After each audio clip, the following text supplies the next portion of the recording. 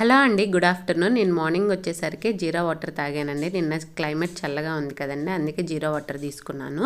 ఈ జీరా వాటర్ అయితే వెయిట్ లాస్కి చాలా బాగా యూస్ఫుల్ అవుతుందండి. బట్ ఈ సమ్మర్కి వేడిగా ఏం తాగుతామని నేను తీసుకోవట్లేదు. వెయిట్ లాస్లో చాలా యూస్ఫుల్ అవుతుందండి. నిన్న నాతో పాటు పార్క్కి మా పాప కూడా వచ్చింది. క్లైమేట్ చల్లగానే ఉంది కదా అండి, తీసుకెళ్ళామండి. నెక్స్ట్ బ్రేక్ఫాస్ట్కి వచ్చేసరికి నేను మిల్లెట్ దోశ తీసుకున్నానండి. మొన్న మిల్లెట్ ఇడ్లీ కదా, సేమ్ అదే పిండితోనే దోశ చేశానండి.